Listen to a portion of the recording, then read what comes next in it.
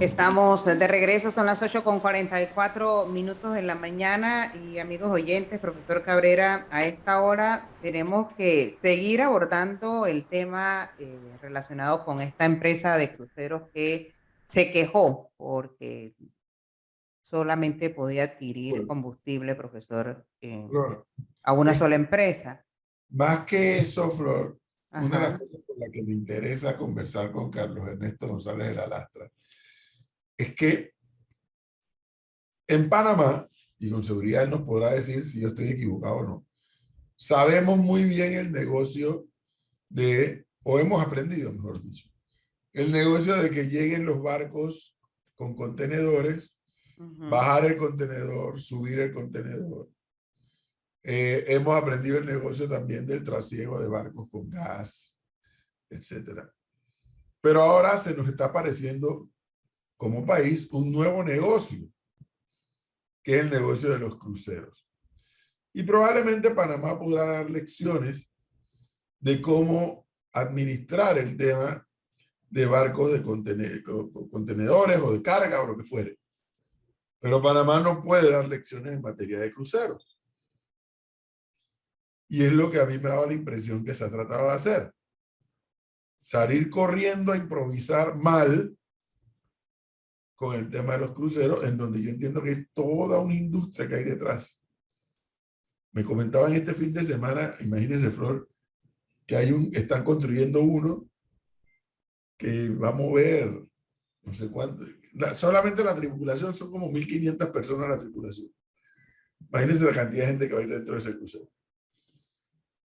Y yo no creo que Panamá es el que va a inventar el agua caliente en materia de cruceros. Parece que la inversión que se hizo en Amador parece que fue bien pensada e inteligente. Por lo poco que uno ve, uno que no sabe de eso y lo que uno ve, me parece que sí, parece que hay mercado allí, hay un negocio. ¿Y negocio para quién? Para el país. Claro, desde el punto de vista de generación de empleo, que es lo que más urge en este país. Don Carlos Ernesto González Lastra, buenos días, bienvenido. Buenos días, Edwin. Encantado de estar en tu programa. Gracias, y siempre un gusto para nosotros escuchar a Carlos Ernesto. Óigame, ¿cuál es la opinión que usted tiene sobre esta discusión que se ha generado en torno a la llegada de los cruceros amados? Pero mira, eh, tú lo acabas de decir. El negocio de cruceros es un negocio que está y es tremendamente especializado en el mundo marítimo. Un home port, el home port significa de que el crucero está autorizado para traer pasajeros en el lugar de origen. Carlos Ernesto, un segundo, una pausa. Explícanos a los que no sabemos qué significa o qué implicaciones tiene ese término de home port. ¿Qué significa? Ok, eso es que, te pongo el ejemplo, Miami. Miami es un home port. La gente de América Latina y de Europa viaja a Miami, se queda en Miami unos cuantos días, agarra el buque, hace el crucero, regresa a Miami. Y de Miami se va a su destino final. O sea, el home port es lo que reúne toda la actividad del pasajero, ¿no? En el sentido en que para hacer un home port, una línea naviera tiene que garantizarse que existe conectividad aérea, que existe movilidad interna en el país y que existe un puerto que reúne las condiciones para dar el servicio que requiere una tripulación, como mencionabas, de 1.500 personas y unos pasajeros que pueden ser 3.000 personas. O sea, eso requiere toda una estrategia, toda una logística mucho más importante que mover nada más contenedores.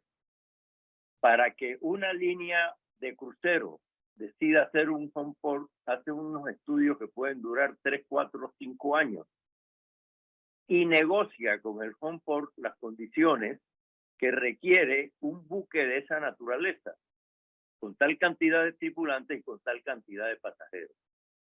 O sea que aquí no cabe la improvisación, pero hay algo más. Después que todo eso está negociado, una línea de crucero tiene que hacerle propaganda al nuevo home port. Y la propaganda no se hace de un día para otro, se puede demorar 2 años, diciendo que tal día sale de un nuevo home port y va a haber una ruta de tal y tal, tiene que negociar los lugares, esa ruta que sale de Panamá tiene que negociar los lugares. Entonces es un tema que requiere una logística y que requiere responsabilidad del Estado que presta su puerto para hacer un home port. No, aquí no cabe la improvisación. Entonces, Carlos Ernesto, la calidad o la calidad o el sello de ser home port lo da la naviera. Efectivamente, después que tiene todos los elementos que se requiere para que lleguen los pasajeros a este país. O sea, no es una cosa fácil, tienen que tener garantía de las líneas navieras, la movilidad interna, los tours preparados, los lugares donde vayan a comer preparados, luego el habituallamiento que requiere una instalación de esa naturaleza, 5.000, 6.000 personas, ¿no? Todo tiene que estar debidamente calculado. Pero además, en el caso que ha causado este problema, que es el caso del petróleo, todas las líneas navieras, como los buques ahora navegan en forma globalizada, van a distintos puertos en distintas latitudes en el mundo, todas las líneas navieras negocian con las petroleras que tienen en los puertos donde va a parar, tienen servicios. Y entonces el negociado incluye crédito, incluye la calidad del búnker, porque las máquinas se pueden dañar sin una mala calidad, incluyen la certeza de que el despacho es el que es, porque se ha descubierto puertos que venden petróleo donde alteran el medidor y en vez de llenar el 100% de la carga que están cobrando, chequean el 80% y el medidor marca el 100%. Entonces es un negocio que puede causar una pérdida en la maquinaria del buque si el servicio es malo, y puede también ocasionar una pérdida económica si el servicio no se da como dice el acuerdo que han firmado. Pero ¿qué es lo que busca una línea naviera? Empresas responsables, empresas que tengan patrimonio, porque llenar un buque puede costar un par de millones de dólares. O sea, luego que esa empresa tenga la cobertura de seguro por si acaso hay derrame, porque el problema de que exista el derrame y se manche el casco de un barco, ese barco no puede ir al próximo puerto porque no lo reciben, porque eso va a contaminar el puerto. Entonces el barco tiene que quedarse en el lugar de origen hasta que le limpien el casco para poder volver a salir. Y estamos hablando de millones de dólares por tiempo perdido. Entonces, esto no hay que tomarlo a relajo. La actividad de home port le puede dar un resurgimiento al turismo en Panamá, crear miles de fuentes de trabajo, provocar que el comercio aumente en un alto porcentaje su actividad. Pero además el buen nombre del país, que ya el país está demasiado maltratado internacionalmente. A mí me parece una tremenda irresponsabilidad que no se cuide esta actividad y que se permita lo que ha traído a discusión el problema del home port, que se permita un monopolio en el búnker, en el combustible que usan los barcos, cuando eso está prohibido. O sea, si bien es cierto, las concesiones portuarias le permiten al puerto vender combustible, en ninguna de las concesiones habla de exclusividad. Pero pretender eso es violar primero la Constitución, que en el artículo 295 se establece que queda prohibida toda acción que tienda a restringir e imposibilitar el libre comercio y la competencia con efectos de monopolio o de oligopolio. Entonces, nos encontramos con que la Constitución no lo permite, pero tampoco lo permite la Ley de Puertos. La Ley de Puertos en su artículo 7 es clarísimo, ¿no? Dice el artículo 7 de la Ley de Puertos que la autoridad marítima desarrollará la actividad portuaria en un marco de libre y leal competencia entre los operadores portuarios, así como los prestatarios de servicio con el fin de promover la actividad. Eso está en la Ley de Puertos. Pero además, la Constitución en el artículo 317 es una orden constitucional que dice que el Canal de Panamá y todas las industrias vinculadas al sector marítimo formarán parte de la estrategia marítima de Panamá.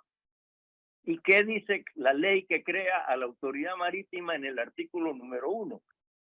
En el artículo número 1, la ley explica que quien es responsable de desarrollar y de ejecutar la estrategia marítima es la autoridad marítima.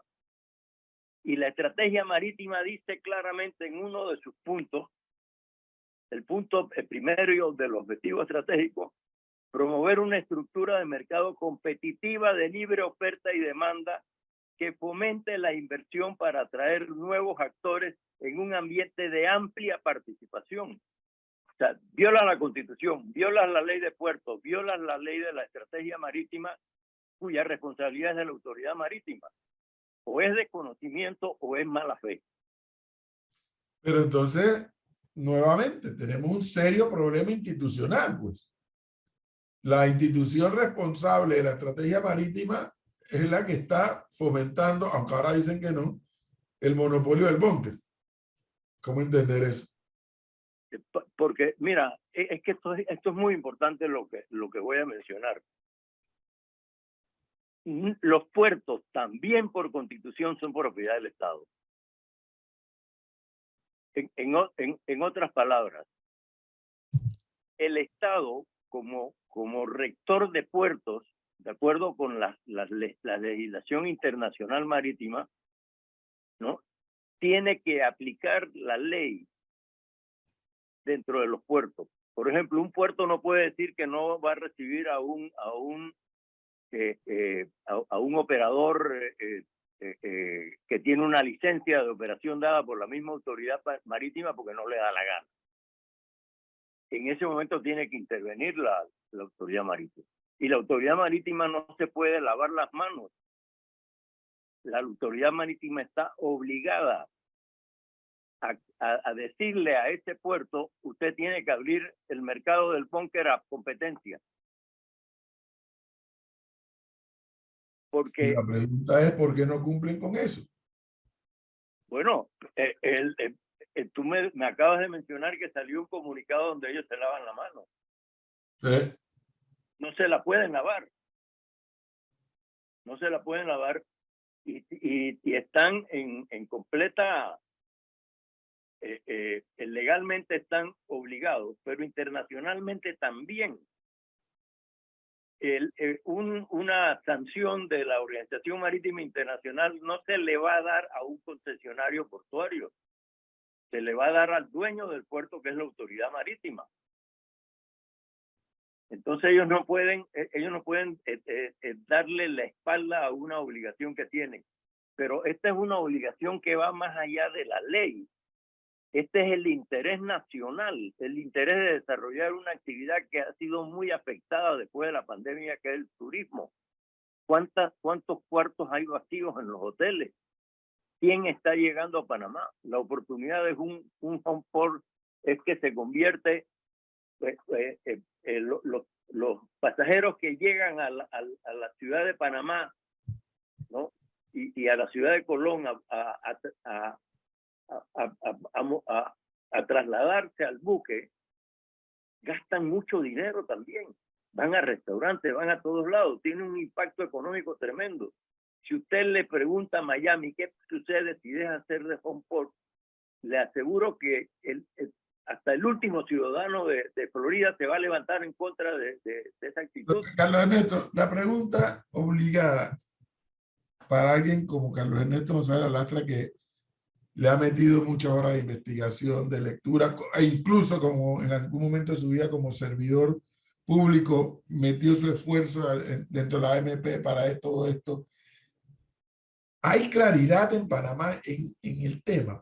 Yo anoche analizaba, yo llegué anoche, estaba por Tampa, y venía en el vuelo de Copa, como siempre puntual, pero la mayoría de los que venían en el avión, Carlos Ernesto, no éramos panameños. La mayoría eran extranjeros. Yo no sé si venían a quedarse a Panamá o yo no sé si de Panamá salían para otro punto. No lo sé. Debo entender que la realidad en el vuelo de Orlando a Panamá y Orlando a Panamá y de Miami a Panamá, la situación no es diferente. Más son los extranjeros. Bueno, además nosotros somos poca población. Pero yo me hacía la pregunta, bueno, ¿habrá claridad de qué es lo que los panameños queremos hacer? Porque, por ejemplo, Copa tiene un programa que se llama Stopover, que no le cuesta al extranjero quedarse en Panamá 1, 2, 3, 4 días y no le cobran un penalti porque se quede en Panamá varios días. Pero estamos preparados para eso. A mí me dicen, yo no lo he podido ver, Carlos Ernesto, que en Amador, el puerto ahí nuevo, Amador, la gente se baja y tiene que caminar un empedrado porque no hay la calle hecha para que los buses lleguen hasta donde deben recoger al... Aquí mandan las imágenes, profesor, de hace 10 días. Porque no le han pagado $40 millones a la empresa que construyó y están esperando esa plata para poder terminar la obra. Pero, mi estimado amigo Edwin, yo digo que Panamá es el país de las oportunidades perdidas. Y es tremendamente lamentable que esta oportunidad que se nos presenta de ser un hub port, sobre todo una línea de cruceros como la que está ahora mismo reclamándole al Estado de que por qué tiene que comprarle a un suplidor si tienen acuerdos internacionales de compra, ¿no? Obviamente, empezando por la autoridad marítima, que debería ser la primera de darse golpe de pecho para tener toda una organización bien montada, porque eso va a traer mayor movimiento de buques a los puertos panameños, ¿no? Empezando por ahí y luego continuando con una actitud del gobierno extraña, por ejemplo, eso de cobrarle inmigración, que ya lo quitó. De cobrarle. ¿Qué cabe esto? Digo, es que eso no estaba en la negociación. Usted no puede improvisar un cargo que no esté negociado con la línea naviera que va a traer a los pasajeros al país, ¿no? Entonces, obviamente que la oportunidad para Panamá es extraordinaria. Y yo voy a decir lo siguiente. Yo recibo con frecuencia gente de distintos países por la naturaleza del negocio que tengo. La gente llega a Panamá y queda con la boca abierta. Quedan encantados.